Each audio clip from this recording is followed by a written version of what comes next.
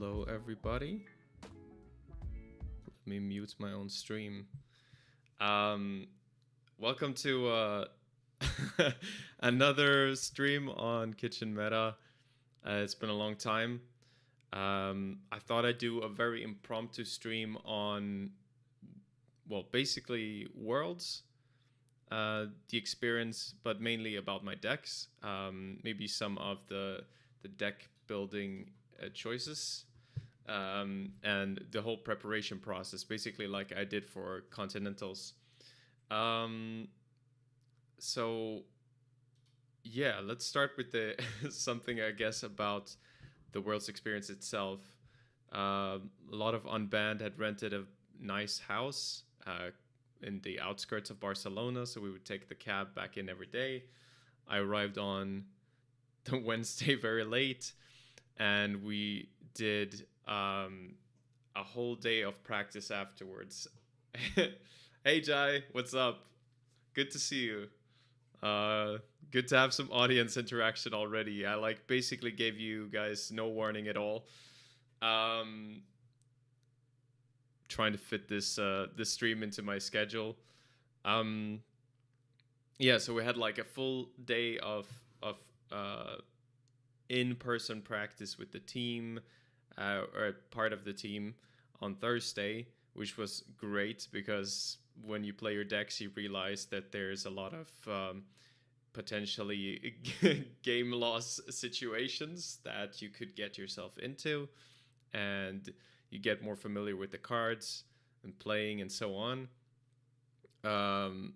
Now, me and William, we played in the team event on the Friday, and that was good fun, but it was exhausting, and perhaps not the and perhaps not the most maybe not the best thing if you're playing the competitive event the next day, but still it was fun. In retrospect, it seemed to not hurt us that much. And then of course, like, the big event on the Saturday and the Sunday, and that was just it's a really really weird and kind of surreal experience with a lot of at least if you care about your results, it's a stressful experience with a lot of pressure, but it's amazing at the same time. It's kind of a surreal thing. Yeah, I was playing to Aksu. I don't know when the drink stream will be. Sorry, but stay tuned. It might be a thing in the future. Who knows? And I did play startup for the team event. I played a terrible R plus deck and a decent Sable deck. I threw these decks together because I thought I would be able to play them at a CO here in Sweden, but then I got sick around the time for Intercons. I don't know if you guys remember, but I was playing Intercontinentals with a cold. And so I missed like an in-person event that I was supposed to be playing the next day. But anyway, insane experience. Somehow I was, after the first day, I needed to sweep one more time, I think, to be like absolutely guaranteed to make the cut. I could probably ID all the way in, and I was my brain wouldn't stop thinking about it as I was going to fall asleep. So I didn't get as much sleep as I wanted to for day two, and in the end, I was gonna face Jackmade in the first round of day two, and I was worried about the odd matchup, so I offered an ID, thinking I could probably ID my way into the cut, and he declined it, which I was a bit worried at first, but at least he made it so I had no choice and I just had to play, and it's very easy for me to accept then that, okay, I just have to play and let's see how it goes, and somehow managed to sweep that and then ID the rest of the 2 rounds into being top of Swiss. And for those who watched the last stream, my main goal here was to get, or sorry, my not my main goal, because I guess the main goal is always to win worlds, but the first priority and like my benchmark for success was like making top 16 once again, and thereby getting the world record of getting top 16 5 times in a row. Uh, I don't know if someone did four before, but um, yeah, I'm very proud of that. I'm pretty sure that's a world record, and also getting top of Swiss twice is also a world record. And I'm gonna say it because I want credit. I'm very proud of those things. If I'm not able to win the event, at least I can gloat about those things. So of course, being a competitive player like I am, um, when I got knocked out, I was at first mostly thinking about my mistakes. I think I would feel better about getting knocked out if I got knocked out despite playing my very best.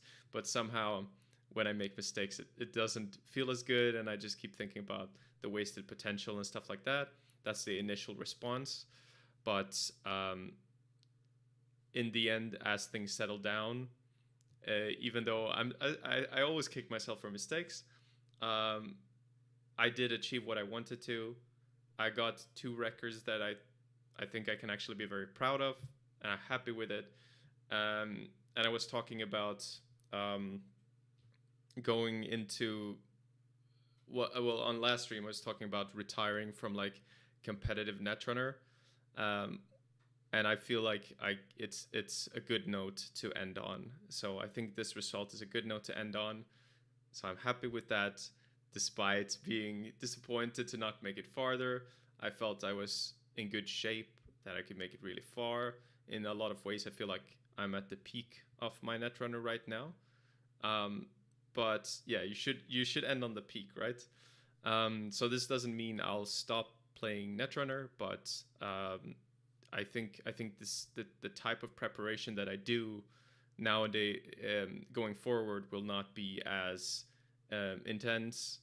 It will more be like what I'm what I enjoy playing and how much time I feel I can comfortably spend. Because yeah, at the end of the day, well, there's something cool about chasing results and all of that. There's something rewarding about it. You learn a lot. You explore yourself a little bit. Um, but after a while, I feel like you probably should pump the brakes and be like, okay, I've done this thing. Now let's move on to the next thing. So I feel like, okay, I did my super competitive thing, and now let's do something else. So that's where I'm at. Hopefully, I'll still play, but with like more fun decks, and that will work fine.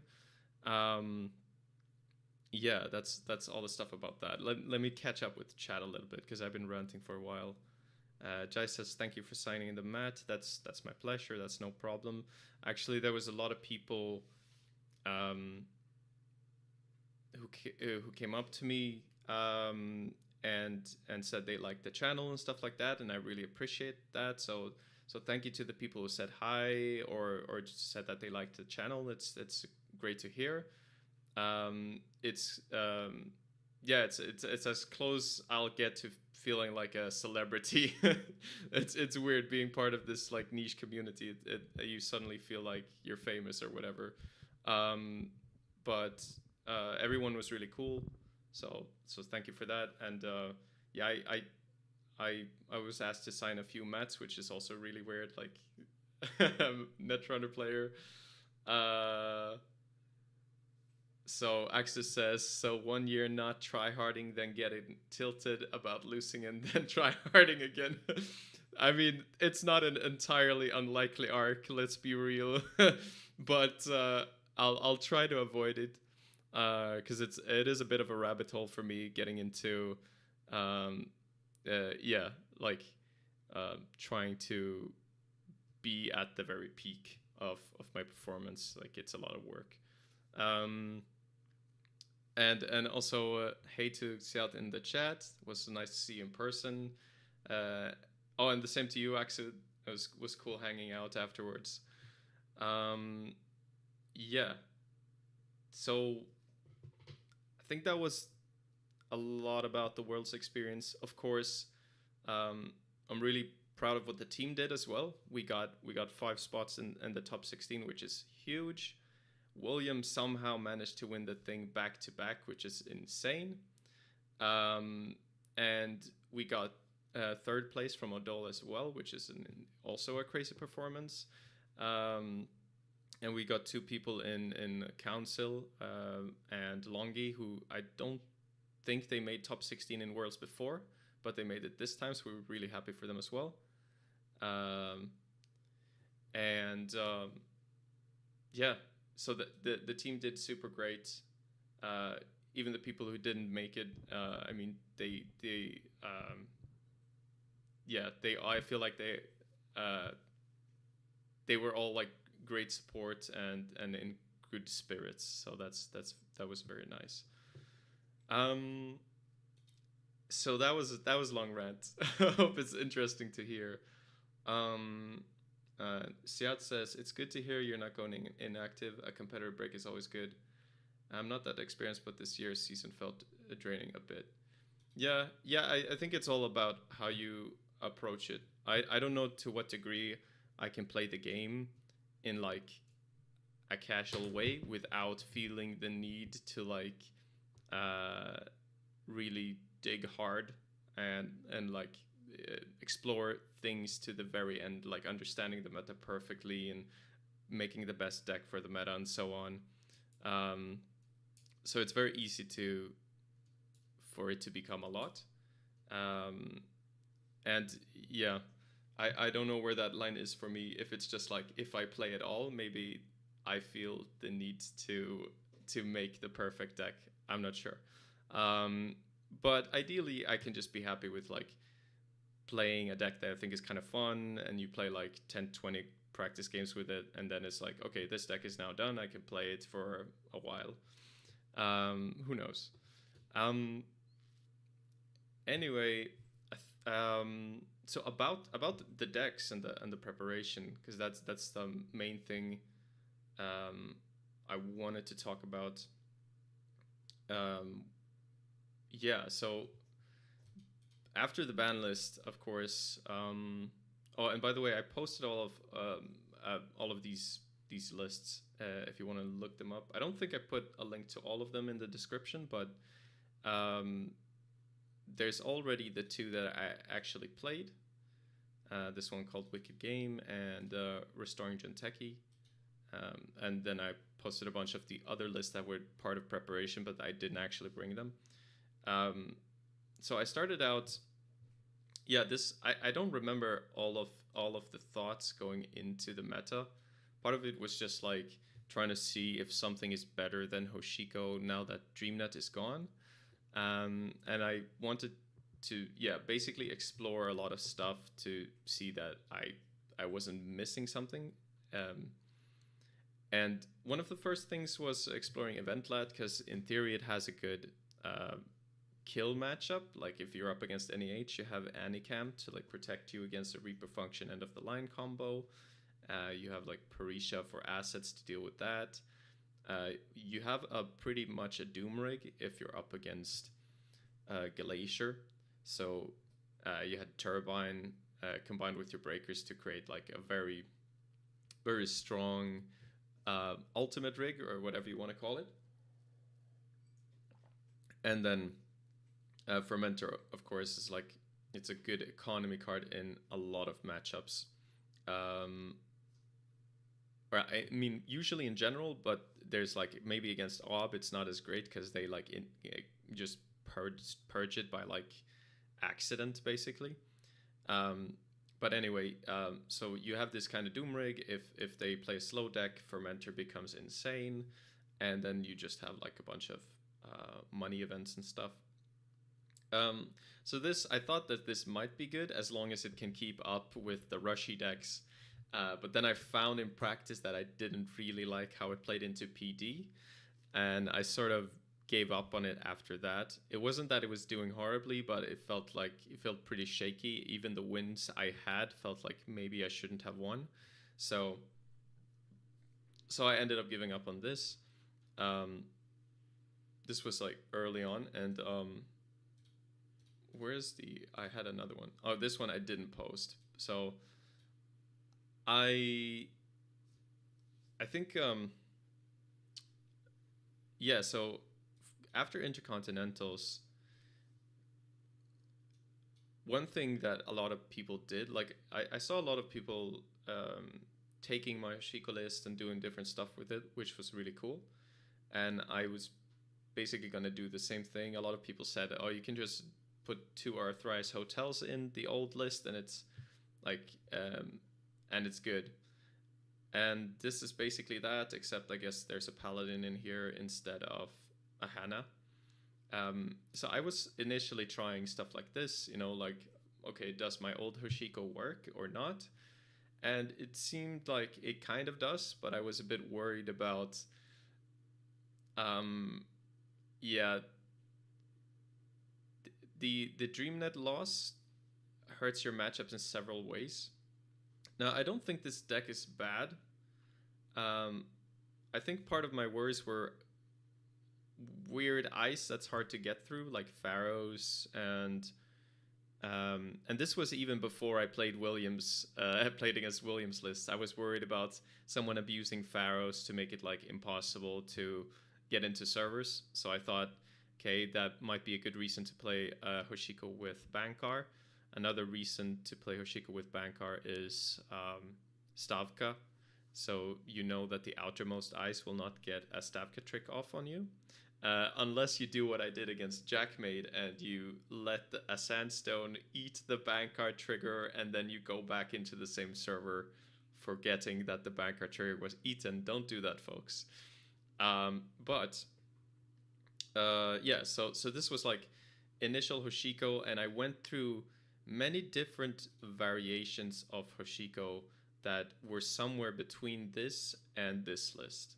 Like some amount of Hippo, fewer or like less companions, more companions, two twinning, and zero Stargate, one Stargate, one twinning.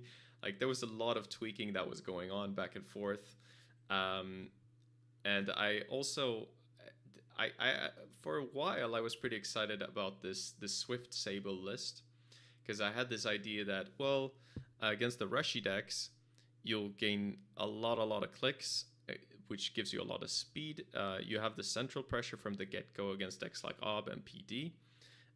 Against HB in general, if you have both Swift and Sable, you can deep dive and steal an Ikawa and another card, which is really impactful against HB. Because like both Asa and PD play Ikawa, and this would be an insane finisher against those decks. So you could get a pretty decent rig, a lot of run-based econ, and I might have actually brought this deck, but this was like I was doing a week of testing runner and trying to figure out what runners I liked, what I didn't like, and then I started testing this against Sokka's lists, which of course, like an earlier version of this list, the World's Grand that Sokka posted. And I just I managed to like win one game, but the matchup was like incredibly miserable. You could even get like, a single SDS score would ruin this deck, because I had no way to get my breaker back. There was like no backup except Boomerang, so you kind of had to like win fast, or eventually an SDS was scored and then you got kind of locked out. And it just felt like this deck was horrible into Glacier. Now, you might say, well, should you really care about that? Because Glacier is not what was expected for the tournament. And I think that's a fair point to make. But part of my preparation, so I could also see this doing badly against Asmari. And part of my preparation philosophy process, whatever, is that I want to try to make a deck that I feel can like be good against, or at least have like a decent matchup against most other decks. Now, this might be a flawed process, but that's usually like the first thing I try. So if I can't find a deck that like has decent matchups across the board, then I might lower my expectations and say, okay, this deck beats these decks, but it loses to this, and I'm okay with that. But first, I would like to try to get something better than that. So I kind of gave up on it based on that. And also, in general, I don't like matchups that feel like an automatic loss. Because if I have a bad matchup, but it's like still possible to win, kind of, then I can, in at least if I'm not against the strongest opposition, I can still like pilot my way to a victory if they don't play perfectly, which I think is nice to have. But it worries me whenever I have a matchup where it's like I automatically lose, basically.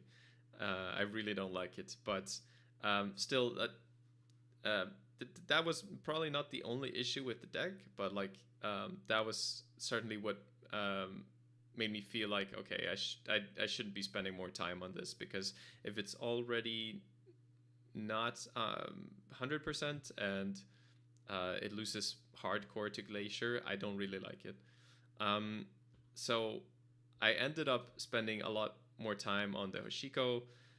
This list did not finalize until like literally the night before Worlds, and honestly, it's weird because like I had ended up having to do the concession I was talking about. So this list ended up playing like the bankers that I was talking about, the raindrops.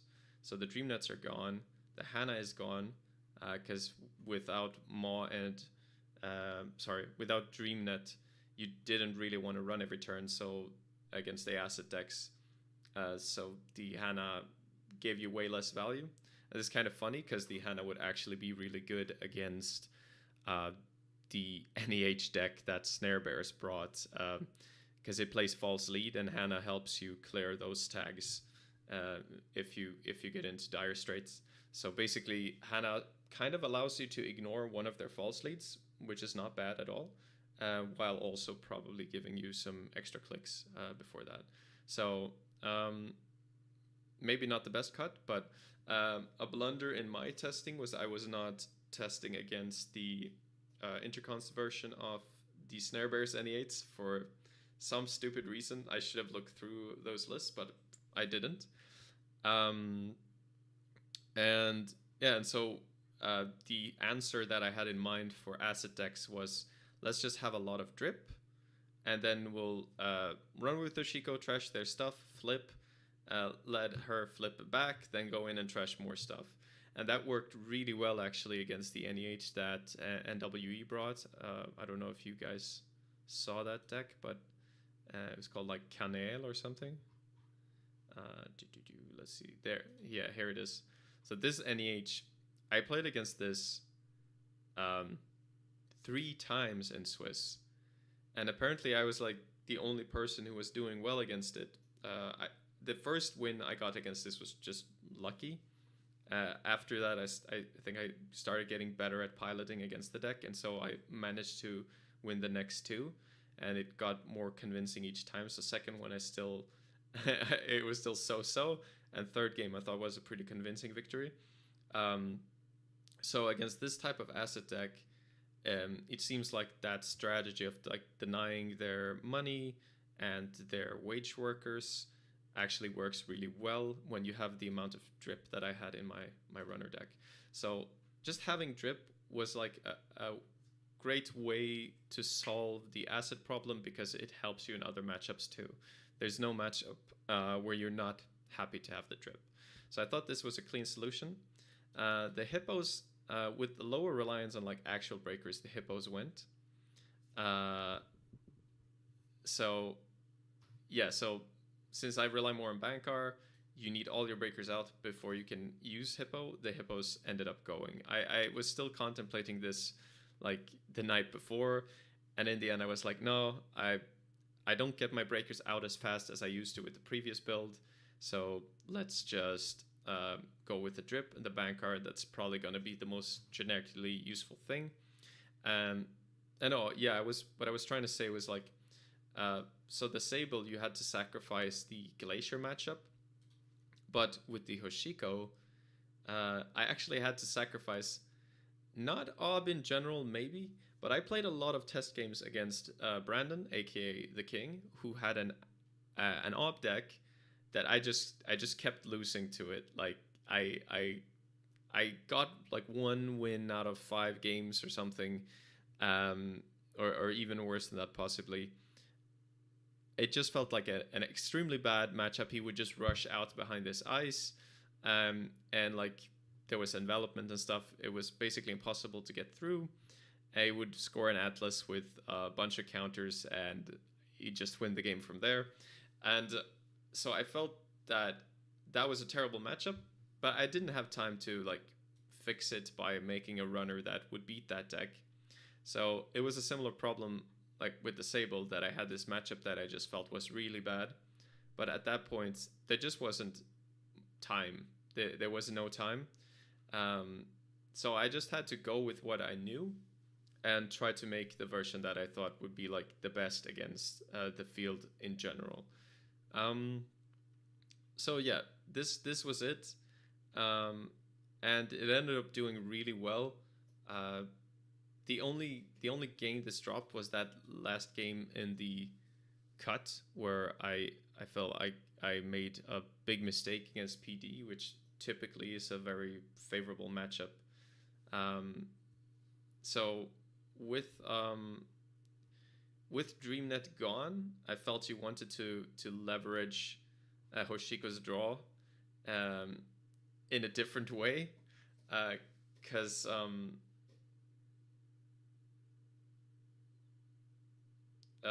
you were probably gonna stay on the flip side more. Um, Actually, I don't know if that makes any sense, but but there were a few reasons I wanted to have Bankar. Um, it helps you pressure against HP too.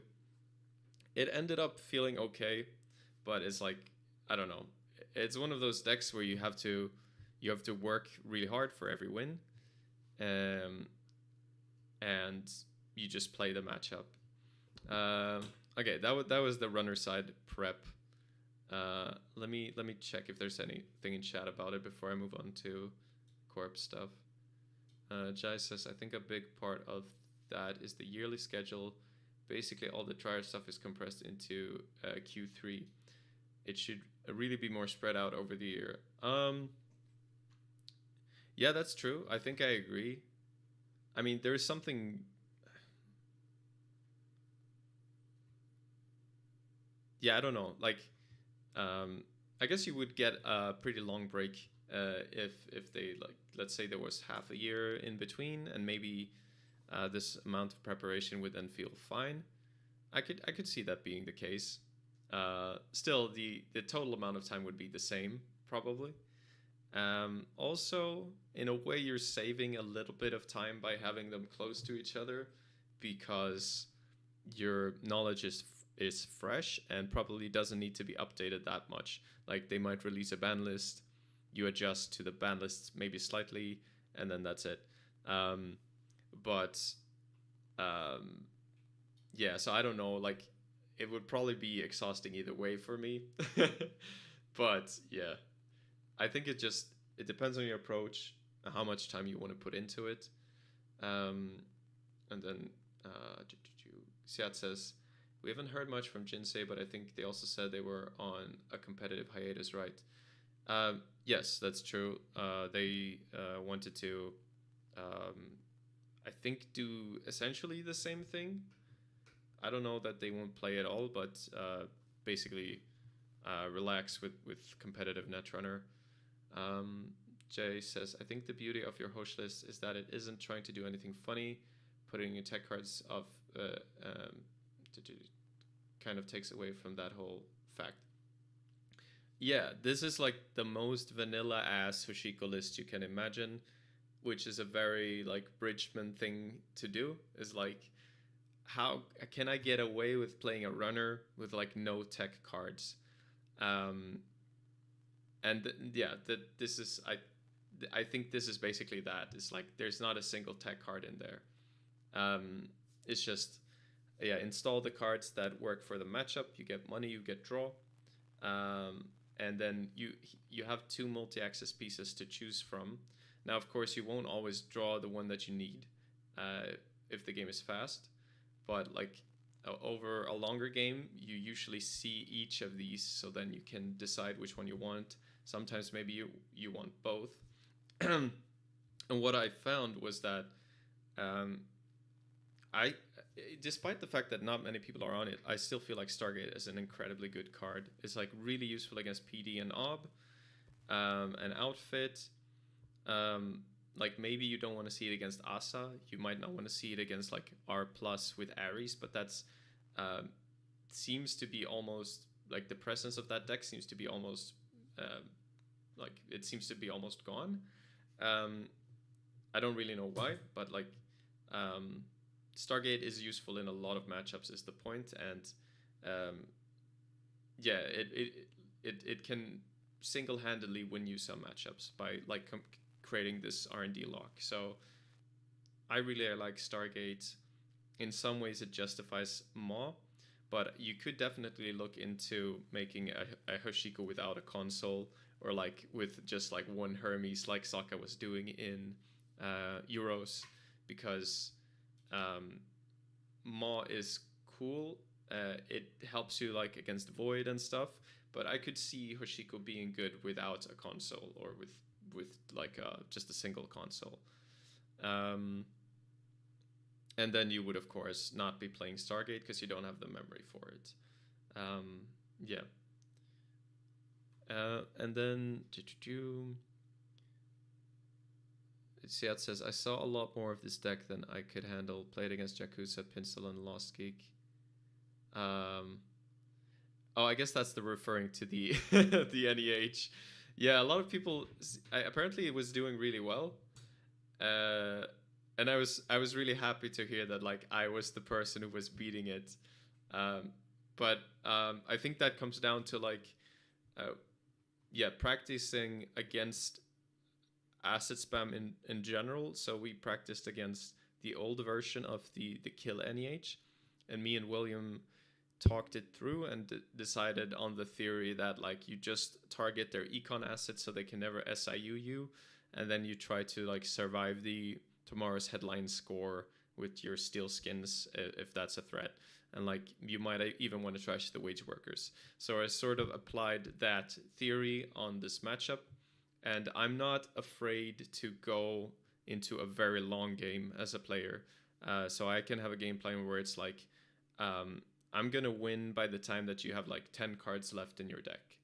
That's often a game plan I go for if I can, and it's often a correct game plan against these asset decks, where it's like if you just cut them off from their momentum, then they have no legs to stand on, and that's what I sort of found with this deck. Then Rai says, what did you think about Solidarity Badge with Stargate? I thought it will be useful as you can always trash with Stargate, but I guess you don't get to play Stargate all game, so it's not good enough. So Solidarity Badge, so it's a really good card if you can like trigger it every turn. But let's pull it up. But my problem with it is like, first of all, in Hoshiko, it might not do anything at all if you get it early, and depending on the matchup, it might like basically never do anything, or not do enough. Like you might install it and start trashing at a point where it's like you don't really care that much anymore.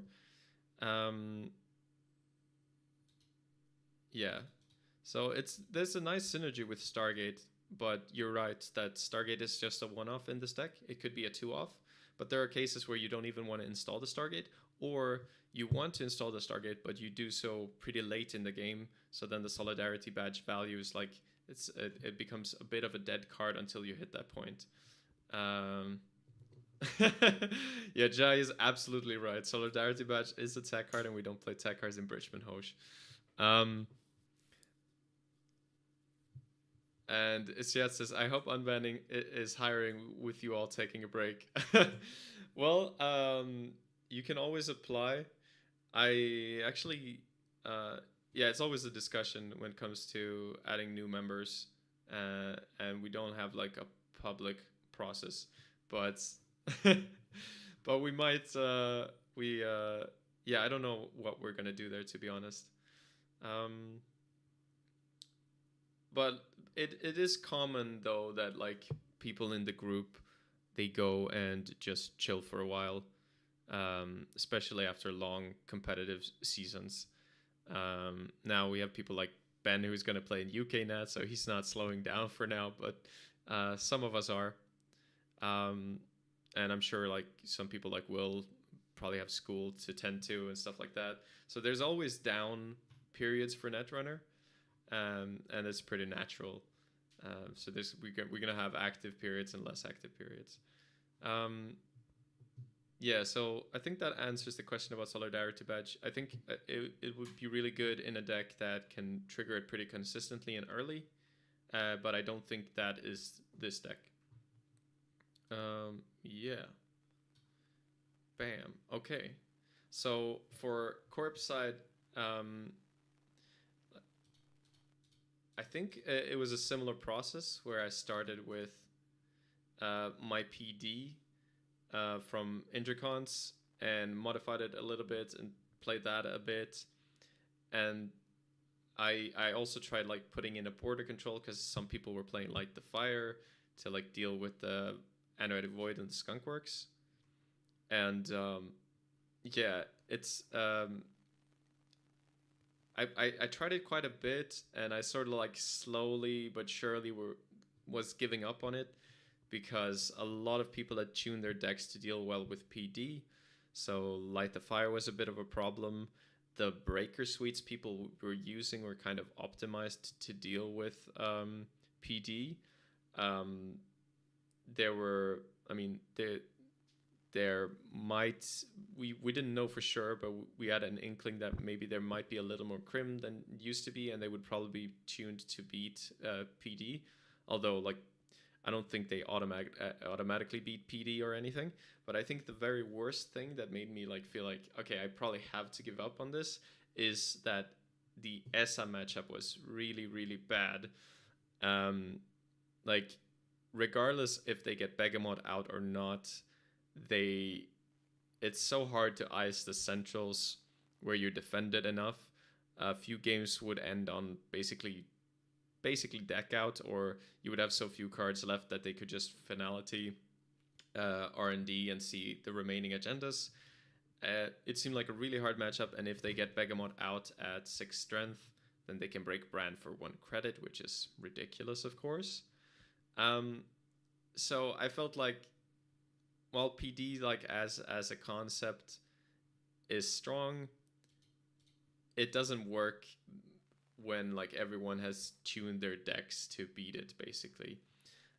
So I think it took me quite a while before I actually gave up on this, and I started testing. I was testing a bunch of other stuff. Like I was testing the list that William brought, or a version of it, or different versions of it. Here it is. You probably have all seen it already, but yeah, I was testing this list, and I was having doubts. I was getting hit with twinning by a lot of runners, and Arizona seemed like an absolutely miserable matchup. So similar to my judgment on Sable having terrible matchup into Glacier, I felt like this was really bad into Arizona, which William agreed with, but basically just ended up ignoring because I guess we expected about like maybe 10% of the field to be Arizona, something like that, which probably isn't enough to like give up on a deck if you think it's going to do well against the rest. And obviously it did really well for him. Now I had a deck that I felt was good against Arizona as well, so that's why I ended up going with my corp. I actually found a corp that where I wasn't really worried particular about any runner matchup, but we'll get there. And of course, he added Sadaka to deal with the twinning problem and above the law. So he talks about it in his stream too. Um, oh, I should also shout out Peter H. Vernari for he made the original version of this list. Um, yeah, so I tried this a bit, didn't like it for those reasons, and so you can see that sometimes you give up on lists that are actually good, and and or at least good into the field. Um, and it might be a good idea sometimes to revisit your thinking. Although I personally, I think I'm for me it was probably the right call because I wasn't feeling comfortable on this list, and I felt like a lot of games uh, when they go long, like the runner assembles their rig, but Will was able to pilot it very well and like do win the whole thing with it. So very cool.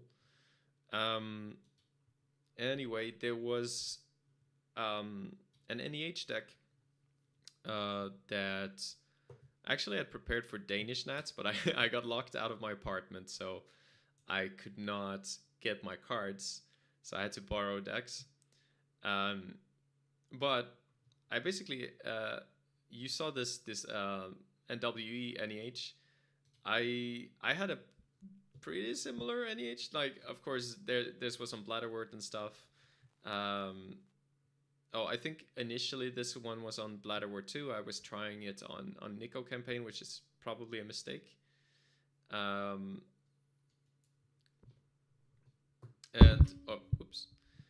So initially it was on Bladderwort. For Worlds, I was trying it with Nico campaign, so this is slightly misleading description. But this was something I was thinking about too. Just didn't feel solid enough. Not much else to say about that. You have some cute tricks with B1001. You can like rest a Hydra, make them go through it, then rest the ping, and then boop them with this guy. And like if they ever take oppo tags, that means they can't really go through the Hydra. So you kind of force them to trash this guy or clear the tags if they want to contest your server. But yeah, this ended up not being solid enough. But it was interesting to me that me and the NWE team was like investigating similar stuff with NEH. So I wanted to bring that up. Now this is a really funky list. Let me just take a look at chat first.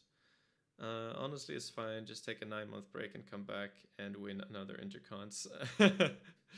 I would love to, but that would probably require effort, which you know,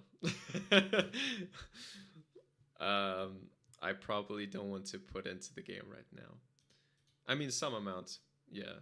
It might be like I participate in the events. I just like probably don't make it as scientific of a process because right now I'm trying to find out for each list that I'm brewing. Does it work like across the board? How do all the matchups work? You have to play a lot of games.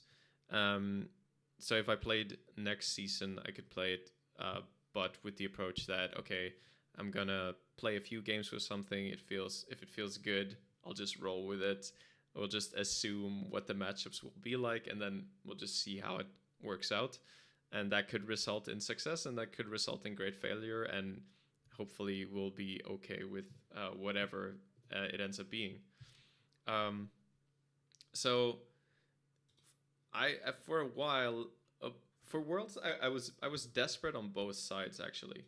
First I was really desperate with Corp, and then once I started playing a lot of Corp and I kind of decided on a Corp and got back to Runner, I realized that there were actually a lot of Corp threats, and it's easy to feel like Corp sucks when you're practicing Corp, and then when you play Runner, you realize that Corp is actually not that bad. Yeah, part of that was Brandon showing me the really strong oblist. It was partly me realizing that I liked the Restoring Humanity list. the build to last list was showing that like if runners didn't have a game against Glacier, they could just lose against something like that.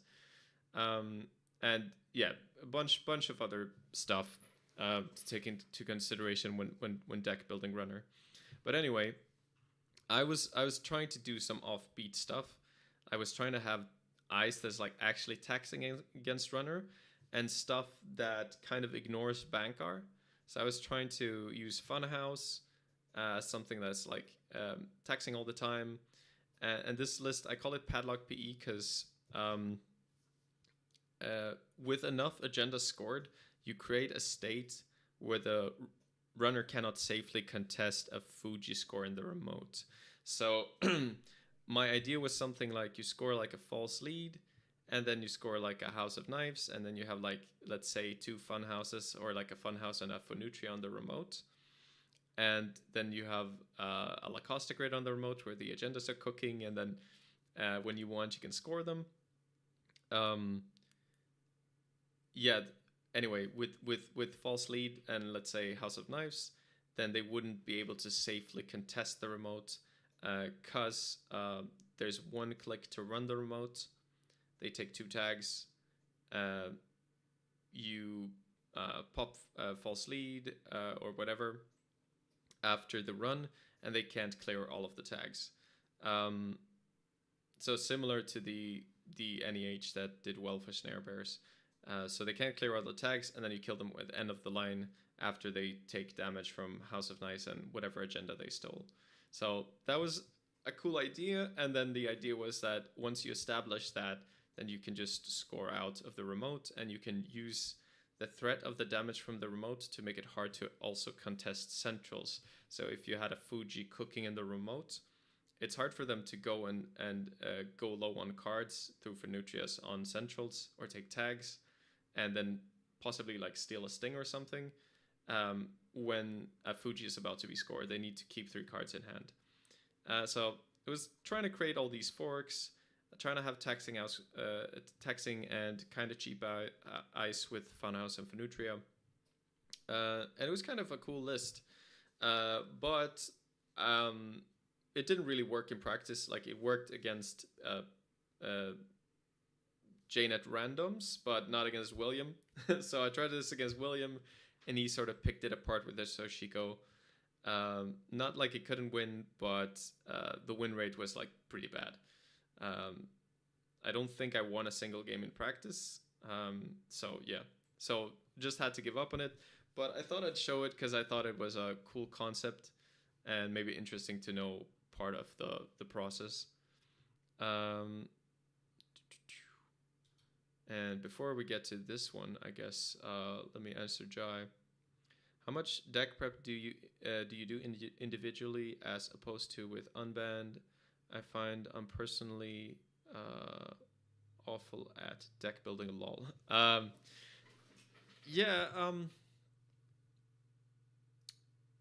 Usually, I think it differs for each of the members. We have a pretty it's pretty fluid. You can do it however you want. So typically what I do is I have an idea, I jam a few games on JNet to see if I find any promise in it, and then if I do, I will go to the group and be like, hey, can you guys try to pick this apart? Can I play this against this matchup, and like ask for specific matchups as to play against the best opposition, which is the group, to see if it actually holds up, to see if there's like real promise there. Because if it can do well against the group, then I think it will do well against the field. And then it might be an iterative process where you go and do that with the group, you reach some conclusions, and then you go back into the wild, or you just keep jamming with the group. And sometimes there's discussion, sometimes it's mostly you making changes, sometimes the group is discussing it together. So I would just say it depends.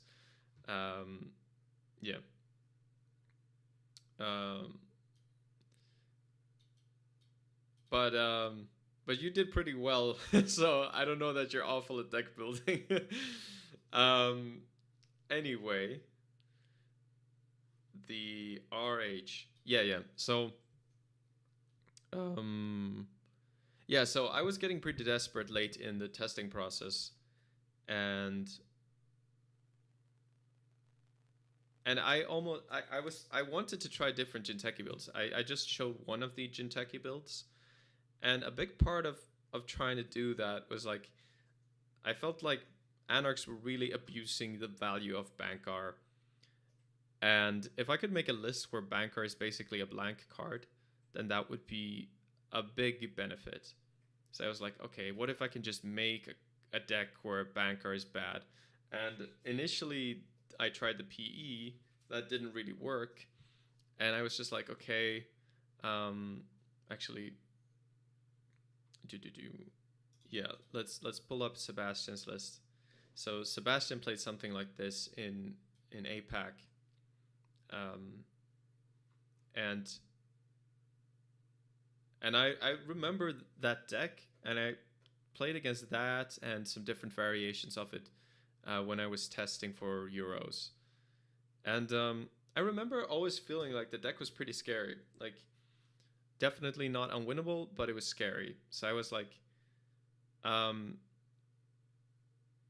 yeah, there were games where you really felt locked out as a runner, where you didn't even want to run archives to flip Hoshiko because you might just die. Um, and I was like, okay, there seemed to be some promise there. We haven't didn't seem like we really explored that to its fullest, and so I wanted to see for myself like how good it could be. So I took a look at this list and I made some changes to it that I thought would make it better.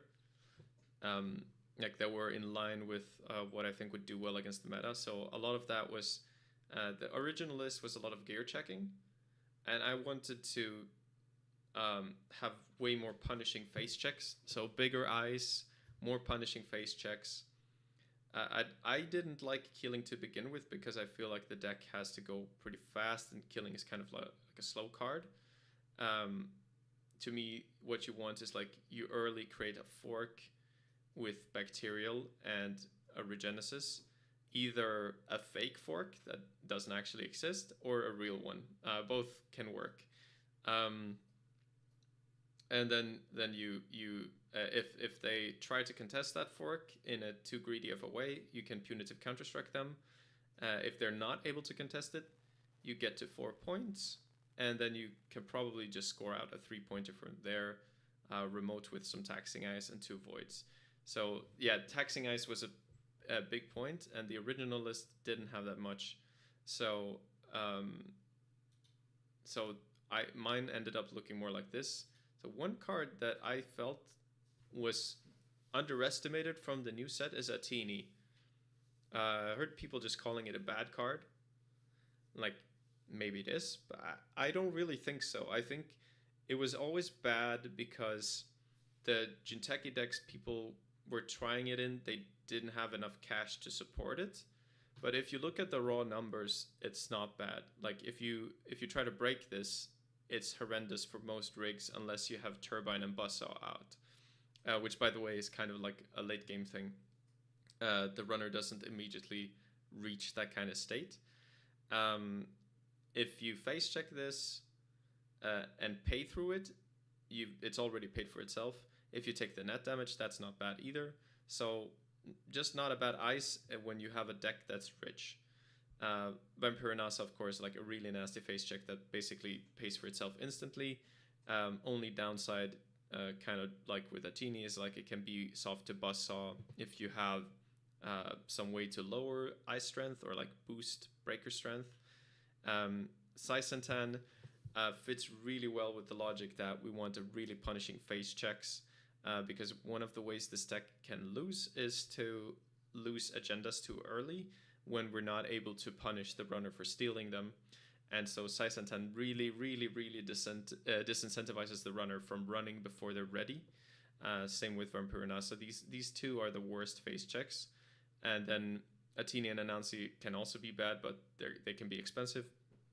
But they are taxing. So even in the case where they get the breaker out, Saisentan is still 3 credits, so it's not completely trash once you rest it. It's not great. You have mostly there for the face check threat, but since you're a very rich corp, taxing 3 credits might not be so bad. And Tatubola is a way to gear check them on their fractor, while and yeah, so you gear check them on the fractor, but then you can swap it for something better, which is, I think, is amazing. You get money back. On a server with Void, you can, for example, let's say you have 2 ice and a Teeny and a Tatu.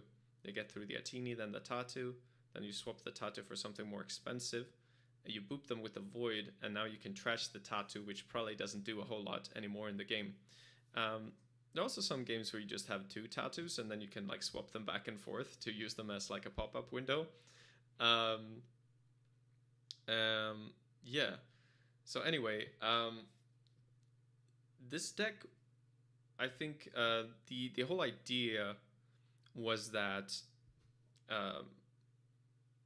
well, first I just wanted to see how it felt. Part of it was like, okay, let's try to counter Anarch, but a really big part of why this deck felt good to me is like it denies runners from what their value, their setup plan. So Hoshiko wants to run to flip. Basically, all criminal wants to run to get some kind of value. Arisana also needs to run to make use of her ID. So a deck that makes it so you're scared of running, you basically don't want to run, that is really good. And this one does it really well because you can sit on your ass, get credits from Restoring Humanity and Subliminal Messaging, and you can ice up, and then you just pivot to the remote when you feel it's time, dropping a Regenesis in there or whatever. Basically, stealing a bacterial program out of archives from 0 agenda points is always incredibly risky, because if another 3-pointer is put in there, you're probably going to get hit with Punitive for 6 damage. You probably won't have more money than the corp to stop this, because when I add all the cards to my hand, I can play your Digital Life, and I'll have $1 million. Especially if I dump a Bacterial with the Bacterial so that I see 14 cards. So yeah, you can do some insane stuff with this. Other notable interactions, Vampirinasa behind Void means the Void can never run out of money and cards if they don't break the Vampirinasa. That's another nice interaction that ended up popping up at Worlds. Also, your Digital Life is not only for the Bacterial. You get Subliminals back that pads your hand with cards, and that makes your Digital Life better. So that's you can sometimes just play it as like a hedge fund or something that's even better than a hedge fund. Hansei Review is so good in this deck, turning on your ID. You can dump the Bacterial programmings, or whatever you need to get. Sometimes you just have to ditch something if you don't have the card that you want to be dumping. And yeah, it's just like a pretty rich Jinteki. It's like a Glacier-ish deck, but really it's like using a very big early game threat to get to 4 points quickly. And when you're in that strong position, it's easy to close the game out, and you have a lot of uncomfortable ice for the runner to deal with. So you're slowing the runner down, you get a lot of cash, you rush to 4, and then you close it out. And sometimes the runner, they don't have the patience to let you do that, or maybe they should try to stop you from doing that. They should, of course, try to stop you from winning the game, but the question is how. But sometimes they're impatient, they take the risk, and then they get punitive counter-strike. Basically this card is there to say, if you try to stop me from doing this, I will have a very high chance of killing you. So a big discouraging factor for the runner. Now, I played William in the cut with this deck. This deck only lost 1 game in Swiss to Rotom, where I kind of made a big mistake where I gave him a Bacterial that I should not have. If you give criminal a 3-pointer and they can install class act, that's a problem. Um, Even if you give them 6 points, that might not be enough because the class act can draw them up to 6 cards so that they survive the counter strike. So then you would need 2, which means you would also need enough money to win the trace twice. But I also lost a game to William in the cut, and he was playing it very aggressively. He talked about on stream that his plan for that was against this deck is he just wants to find an agenda early. And I totally agree that that's like a very positive thing for the runner if they can do it. But I don't know that the runner can reliably do that. However, in our game, he was able to get one out of HQ. He got 2 cards access. I had 5 cards, 1 Regenesis, and he managed to get it.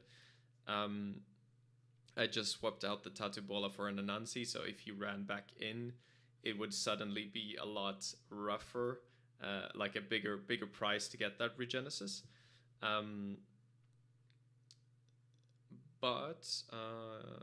Yeah. So overall, the deck did really well.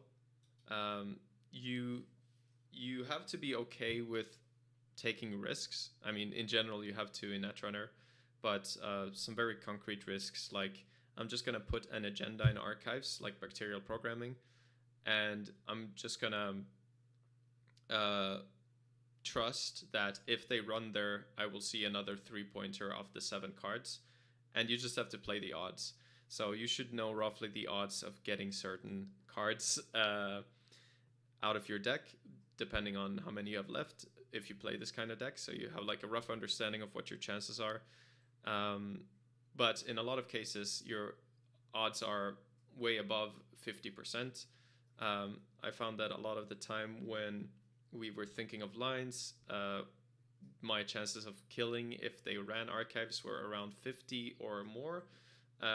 And also the corp is the one with more information. So you are the one who knows when you're taking a risk and how big that risk is. Whereas the runner doesn't really know if you have it, if you don't have it. Which also, of course, means that there's bluffing potential. You could like put a Fuji in the remote that you have no means of protecting and get a Regenesis score just because the runner is too scared to run archives. So you still have the regular Jinteki shenanigans of bluffing. Of course, you can also bluff that you have a Regenesis in the remote. In the game against William, he ended up going for archives at a point where I had Rashida in the remote, but of course, from his point of view, it might have been a Regenesis. And I was really... He was really close to dead, but he managed to top deck a Moshing and play it on 2 Strike Funds and a Steel Skin at the perfect time to survive that. So yeah, some really tight games, even against the best players. So I feel the deck is pretty good. I might have actually missed a line. There's something you can do if you end up in an unlucky spot like I did, where you can't kill them with the Counter-Strike, but you have this huge pile of cash, then I think I probably should have used one of the Counter-Strikes to make him spend most of his money. Because I can trade my money for his money in that situation. And I think it's favorable because I have a lot more money. I get money from the drip constantly. And if he doesn't have money to break my ice, it becomes very hard for him to run. And the way I played it, I was trying to score out very quickly. I had a lot of cash, but he had enough money to make a run on R&D and see 3 cards with twinning, and that closed the game out. So I don't know that it would have made a difference, but perhaps that run would have been delayed in the other variation. So when I started playing this deck, I initially was pretty desperate, and I was like, okay, this is probably not gonna work, but let's try it. And then I tried it, and I felt like, actually, maybe this is not so bad. Like I was doing well with it, and I was just playing Jinteki randoms, so I was a bit skeptical. But I felt a bit positive about it. Then I ended up playing it in our internal team tournament and won 3 games in a row with it. And then all of a sudden, my estimation of this deck went up. I played it a bit more in the group, and it did about, I think, 50-50 against William. Then when we were playing in person in the Thursday before Worlds, it was still doing well. I think I won 2 out of 3 against William. So so the deck went up in my estimation. I think I was basically already sure I would play it. I was still thinking maybe I would bring PD for Worlds, but I was basically sure I would bring Restoring Humanity, and I was thinking about the final slots for my runner list. But yeah, in the end, I ended up going with this list, which a lot of people might have said was a meme before. There was even a funny comment on William's video. Someone said, or his stream, someone said, "I'm sad that I'll never be able to meme as hard as someone who brings RH to Worlds." And I thought that was pretty funny. But as I've already said, like this year, I was still taking Netrunner very seriously. So I would not have brought this deck if I thought it was a meme. Like, I actually think this deck is good. Sure, there's a risk in there, there's a variance, but overall I think it should have a high win rate, and I think it's a really scary deck to play against. Maybe if runners like figure it out and become really good pilots against it, it will go down, but as of right now, it just feels like a solid deck. I haven't seen anyone be able to like prove that it doesn't really work. Okay, let me see if there's any more comments, because otherwise I might just be done with the stream, but I'll happily take any questions. Yeah, Jai is awful at deck building and second at APAC. Hermes Tau is not good. I agree, but at the same time, no one knew really what was good for APAC, so we kind of had to pull decks out of our ass, you know? Like, yeah, I like a lot of the APAC decks were just memes that we that we tried our best to pilot our hearts out, and some decks like work before people have figured out how to counter them, or they work because people are not used to them. So, and that, yeah, and also deck building is not only about your deck being good; it's about like making the best version of your deck, I would say. Like, because you can make a deck that you know is bad, but you make the best goddamn version of that deck. That's how I try to approach deck building. Like, you pick an archetype you know is bad sometimes, and then you just make the best version of that archetype that you can, and then you try to, style by winning with a deck that's bad.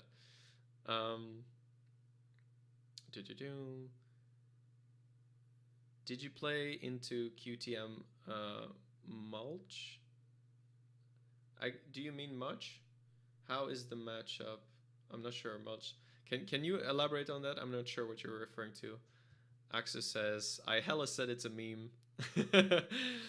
Yeah, I think most people would just say that this is a meme and that I was memeing or whatever. No, I was dead serious about this deck. I thought it was good, and I thought it was hella scary to play against, and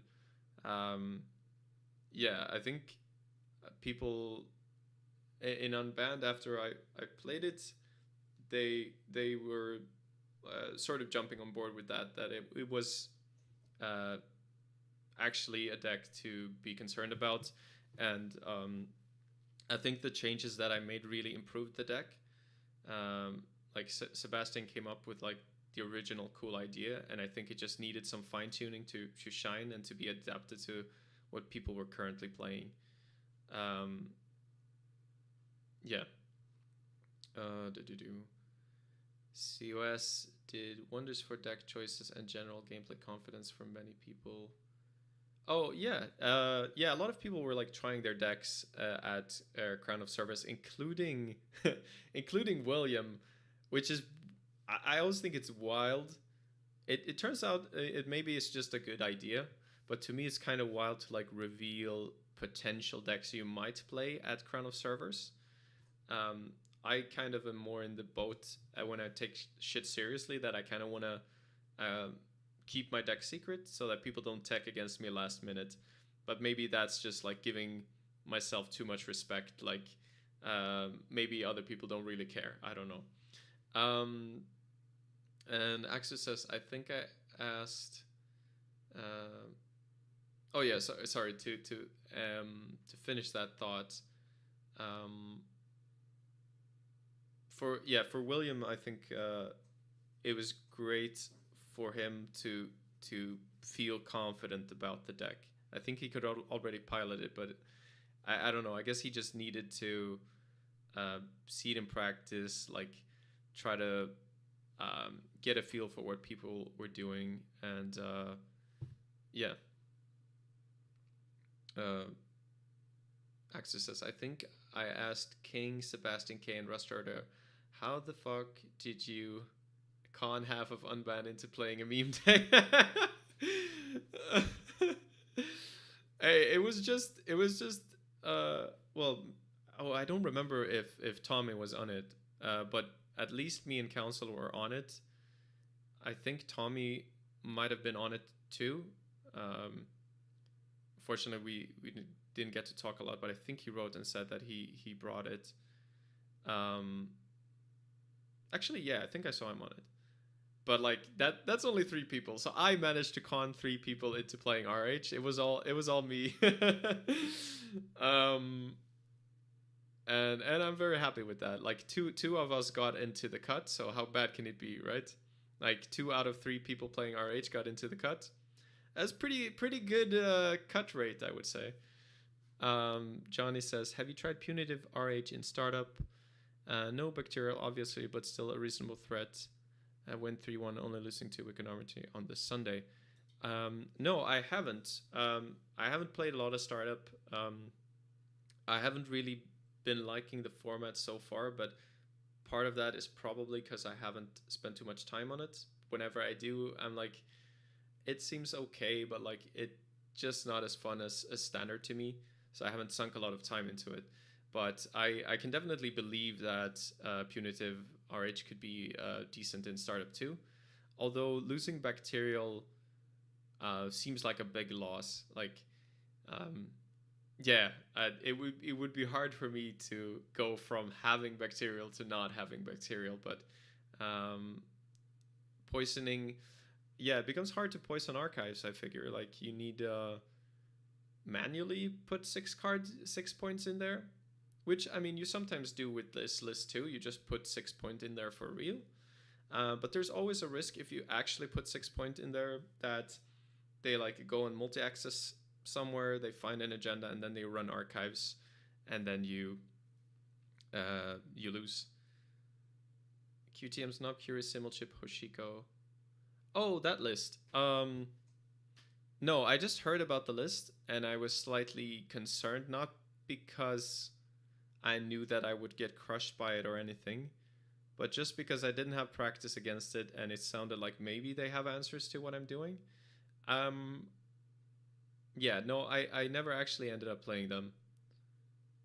But that list sounded very cool, and it was very unfortunate that Jantuno got COVID and couldn't play in the top cut. That was a shame. Lucky for Unbanditment that Longi made it into the cut. We were all super psyched when it was announced. Everyone like shouted and gave him a hug. So that was awesome. Siat says, APAC decks are bad. Proceeds to King of Swiss Worlds with one. I mean, no comments. Wait, so who played with what in your Crown of Servers team? I played startup. William played standard, so he was trying some potential standard lists. He ended up not playing disabled, but he ended up playing the BTL in the real event. And we had Dave, aka Ghost Meat, who's a friend of William from Canada, playing Eternal. And And Axel says, "Yeah, Tommy was on the edge." Yeah, yeah. Then I remembered correctly. Um, I was pretty sure he said he would just like basically play my lists, and I think he did decently. Um, um, anyway, I think I guess that was like my thought dump about Worlds. Um, does anyone have any questions or anything before I head out? It's been nice doing a little stream again, getting the thoughts out. Um, yeah, because whenever I finish the big season or like a big competitive thing, I like to like um, spread the deck ideas that I had. Like it's very secretive during testing, but like I like to spread the ideas I had afterwards, talk about them, maybe vent any frustrations or any thoughts that I have. Um, yeah, like so much. This time I was kind of burnt out, um, and I think I didn't end up practicing seriously for Worlds until like 2.5 weeks before, which is not that much time. So I spent about 1 week with Corp, 1 week with Runner, and then I had a little bit of time off to like um, finalize my decks. Like 2 days off from work, and then the Thursday, and yeah. But regardless, there's so much that goes into it, and all this tension building that it's nice to uh, be at the point now where it's all over, um, and you can just talk about everything that went on. Um, Jai says, "Hope to see you at Worlds 2024 anyway. Would be the first one I get to attend and would be crushed if I didn't get to meet you at least once." Uh, oh, it's very cool that you're going. I'm I mean I want to be there. Don't get me wrong. It's just I don't think I will be this time, unfortunately. Um, I guess we'll see when it rolls around. But um, yeah, I have a hard time seeing myself going to NA next year for Netrunner. Um, but I won't say definitely no. And I'm of course very flattered. Um, so yeah, if not there, um, we'll probably see each other at some point at a Netrunner event anyway. Siat says, "Thanks for the stream. If an in-person EMEA Cons 2024 is real, maybe see you there." Um, yeah, thanks for watching, first of all, to everybody. Great to have the audience interaction. And that is something that I might go to. It's a bit closer for me, and it could just be a fun event. It might be really nice to go to a thing like that with a more relaxed approach. You can focus more on the socializing aspect of it, not caring as much about the result. Maybe playing more fun decks, so maybe then the event itself is more fun that way. So if I go, which I don't know yet, but if I go, then hope to see you there. Just come up and say hi. All right, I guess I'll end on that. So thank you all for watching. If you have any more questions, I'll answer them in the chat, or if you want to comment on the deck, any deck list that I posted, I'll answer any thoughts about the decks, the thought process that went into the practice, why they didn't work or whatever, or why they did work. So yeah, it's been nice. I'll see you all next time.